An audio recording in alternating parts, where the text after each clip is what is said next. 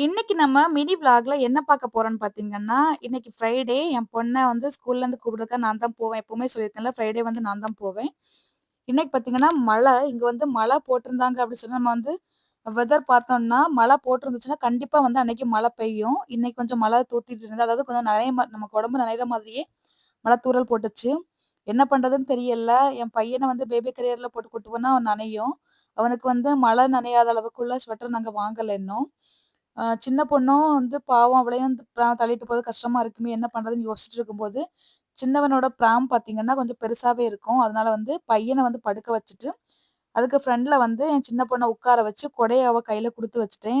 கொடைய பிடிச்சுக்க அப்படின்னு சொல்லிட்டு. அவ அழகா பிடிச்சுட்டு உட்காந்துட்டா. அதுக்கப்புறம் பார்த்தீங்கன்னா, நாங்க சீக்கிரமா வந்துட்டோமா, இல்ல ஸ்கூல்ல விடுறதுக்கு லேட் பண்ணாங்களான்னு தெரியல. கொஞ்ச நேரம் வந்து வெயிட் பண்ணிட்டே இருந்தோம். அதுக்கப்புறமா தான் என் பொண்ணு வந்தா. ஓடி வந்துட்டா. சரி ஓகேன்னு சொல்லிட்டு மழை தூறல் போட்டதால சீக்கிரமா போயிரலாம் அப்படின்னு சொல்லிட்டு வந்துட்டோம். ரோடு எல்லா இடத்துலயுமே பார்த்தீங்கன்னா, நாங்க எடுக்கக்கூடிய வீடியோல மோஸ்ட்லி வந்து ரோடு காலியாவே தான் இருக்கும். எங்கேயாச்சும் ஒருத்தங்க போவாங்க அவ்வளோதான். இங்க வந்து எல்லா இடத்துலயுமே இந்த மாரி தான் இருக்கும். மெயின் ரோட்ல மட்டும் கார், பஸ் போயிட்டுருக்கும். மத்தபடி இதுவும் வந்து கார் போகக்கூடிய ரோடு தான். பட் பெருசா ஒண்ணும் இருக்காது. எப்பயாச்சும் தான் போகும். என் பொண்ணு வந்து ஸ்கேட்டிங் சூட்ல அவ்வளவா மழை பெஞ்சதுனால வந்து, அவ போட்டிருக்கக்கூடிய ஜாக்கெட் பார்த்தீங்கன்னா, மழை நனையாத அளவு தான் இருக்கும்.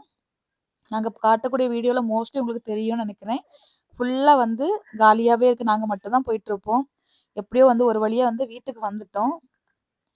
வீட்டுக்கு வந்தா ஒரு ஷாக்கிங் நியூஸ் ஆயிடுச்சு. கதவ பார்த்தீங்கன்னா, கதவு பூட்டாமலே அந்த பிராம்ல அவங்கள ஏத்தி கூட்டு போற அந்த டென்ஷன்ல கதவ அப்படியே வந்து திறந்து போட்டே போயிருந்திருக்கேன். கதவ வந்து சாத்தியிருக்கேன்.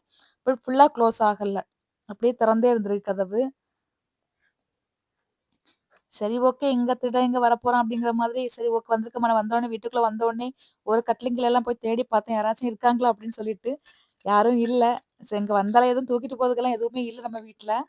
தூக்கிட்டு போனா ஃப்ரிட்ஜ் அந்த மாரிலாம் நம்ம ஊர்ல கூட ஃப்ரிட்ஜ்லாம் தூக்கிட்டு போலாம். அங்கலாம் எல்லாமே ஃபிக்ஸடா எல்லாமே பண்ணி வச்சிருப்பாங்க. அதனால தூக்கிட்டுலாம் போக முடியாது. கடைசியா ஒரு வழியா வந்து மழை தூறல் போட்டிருந்துச்சு. கொடையெல்லாம் மாத்திட்டு, என் பொண்ணையும் வந்து இறக்கி விட்டுட்டு, சின்னவள தூக்கி விட்டுட்டு, பெரியவன அப்படியே பிராம்ல உள்ள தூக்கிட்டு வந்துட்டேன். தூக்கிட்டு வந்துட்டு அதுக்கப்புறமா தூக்குனேன் அவ்வளோதான். இன்னைக்கு வந்து எப்படியோ மழைன்னு சொல்லிட்டு கஷ்டமா இருந்துச்சு எப்படி போயிட்டு வருவோன்ட்டு. ஆனா ஏதோ கடவுள் புண்ணியத்துல போயிட்டு வந்துட்டோம். மழையில நனையாம வந்து வீட்டுக்கு வந்து சேர்ந்துட்டோம்.